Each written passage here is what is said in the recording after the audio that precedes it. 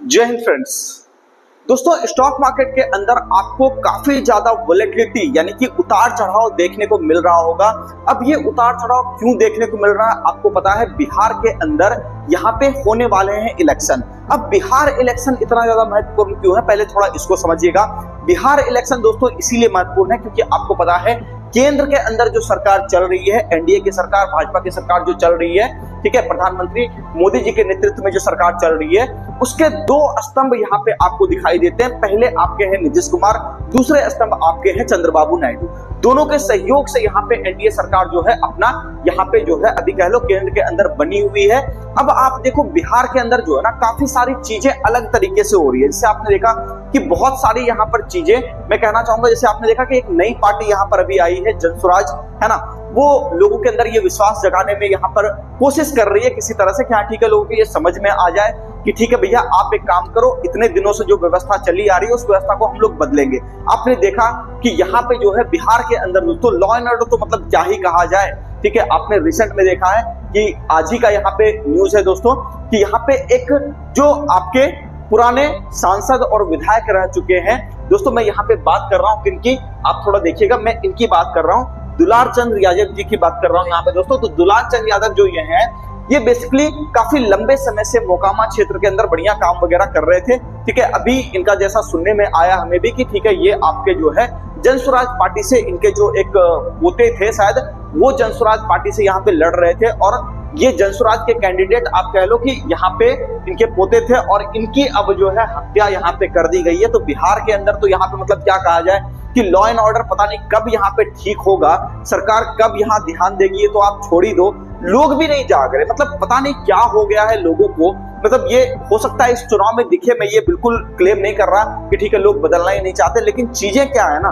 कि इतनी ज्यादा ना बिगड़ जाए और तब आप सुधरो, तो इस चीज का मुझे नहीं लगता कि कोई फायदा होगा। कि आप देखोगे पीछे पलट करके तो आपको लगेगा कि स्कोप ही खत्म हो गया, जब चीजों को सुधारने का समय था उस वक्त हम लोग सुधारे नहीं। दोस्तों मैं यहाँ पे कोई जनसुराज की वकालत नहीं कर रहा, मैं यहाँ पर आपको कह रहा हूँ सही व्यक्ति का चुनाव करने के लिए, ठीक है। यहाँ पे कई सारे आप यहाँ पे देख रहे होगे, जैसे यहाँ पे अनंत सिंह वगैरह जी भी हैं, ठीक है, ये इंटरनेट के ऊपर वायरल रहते हैं और यहाँ पे दोस्तों इनके ऊपर ये इल्जाम लग रहा है कि इन्होंने इनकी हत्या करवाई है। क्या सच है क्या गलत है मैं यहाँ जस्टिफाई करने नहीं बैठा, लेकिन मैं ये कहना चाहता हूँ दोस्तों जिन्होंने भी ये किया है ये चीजें गलत है, नहीं होनी चाहिए। दूसरी बात यहाँ पे कि जनता को भी अब सोचने का समय यहाँ पे आपको आ गया है कि इस बार का जो बटन दबेगा ना वो आपका भविष्य डिसाइड कर देगा। तो आप ये थोड़ा सोच लो कि चीजें पहले की जैसी चलानी है या फिर कुछ बदलाव आप चाहते हो। अगर आप बदलाव चाहते हो तो बदलाव जैसे लोगों के साथ आपको खड़े रहना पड़ेगा, है ना। क्योंकि इस बार एक चीज आप देखो, कोई भी गलत व्यक्ति होता है ना, इस बात को हमेशा याद रखिएगा,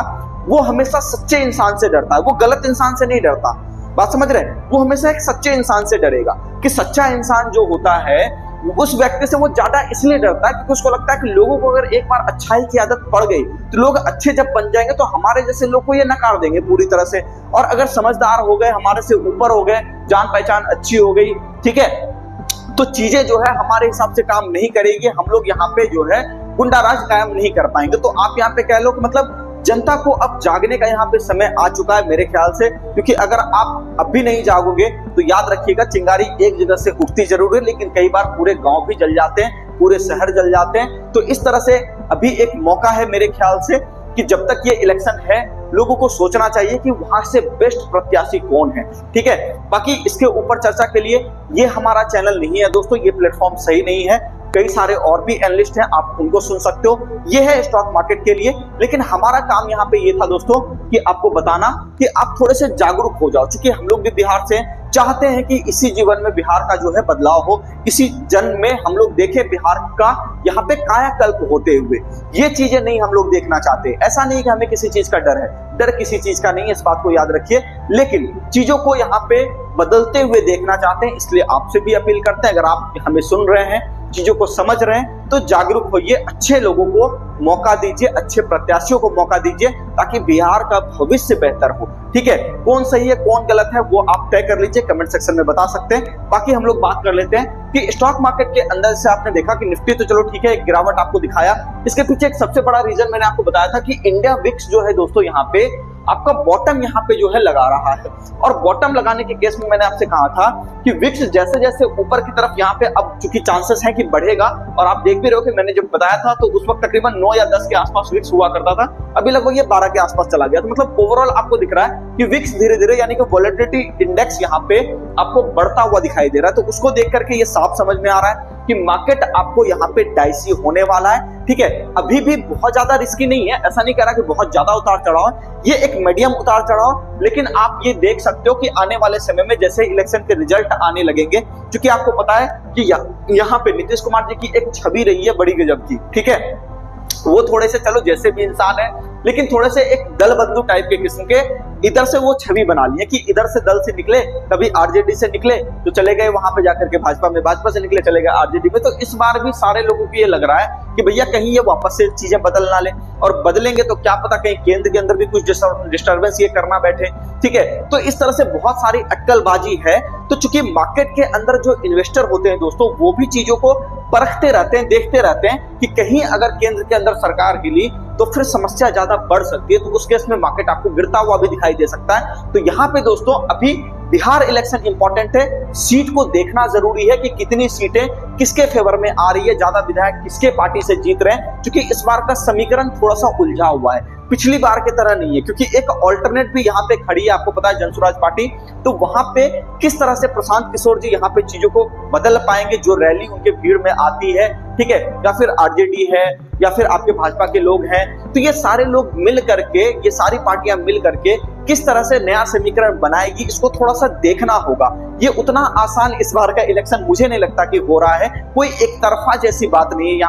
यहाँ पे चीजें थोड़ी सी मिक्स होगी, कई सारे पारंपरिक वोट भी यहाँ पे कटने वाले हैं। तो इन सारी चीजों को देख करके मार्केट भी थोड़ा सा यहाँ पे नर्वसनेस फील कर रहा है। तो मैं कहना चाहूंगा कि ठीक है, आप इन्वेस्टमेंट की तरफ आप जा सकते हो, कोई दिक्कत की बात नहीं है, लेकिन ट्रेडिंग के लिए आप थोड़ा सा जो है ना काफी सतर्क होकर के काम करिए, क्योंकि मार्केट में वोलेटिलिटी उतार चढ़ाव आपको बढ़िया अच्छा खासा देखने को मिलेगा। जैसे जैसे विक्स आपको बढ़ता हुआ दिखेगा, विक्स अभी लगभग 12 के आसपास है, चांसेस है कि जब हम लोग यहाँ पे अगले बार यहाँ पे कुछ समय के बाद मिले तो विक्स आपको धीरे धीरे करके ऊपर की तरफ यानी 14 के ऊपर आप यहाँ पे धीरे धीरे बढ़ते बढ़ते ये 24 की तरफ कहीं कहीं आपको जाता हुआ दिखाई देगा। तो अभी ये लगभग 12 के आसपास है, तो धीरे धीरे यहाँ पे इवेंचुअली आप देखोगे कि धीरे धीरे करके यहाँ पे आपको वोलेटिलिटी मार्केट में बढ़ती हुई दिखाई देगी। हालांकि जब इलेक्शन का रिजल्ट आएगा 14 नवंबर को, उसके बाद फिर आप देखोगे कि चीजें थोड़ी सी स्थिर होगी, मतलब 2-4-5 दिन और रहेगा हो हल्ला, किसकी सरकार बनती है, क्या हो रहा है नहीं हो रहा है, ठीक है, या फिर कुछ लोगों को मिलाना पड़ेगा, क्या करना पड़ेगा, वो सारी चीजें होने के बाद ही, यानी कि इस महीने के बाद ही अगर आप देखोगे तो नवंबर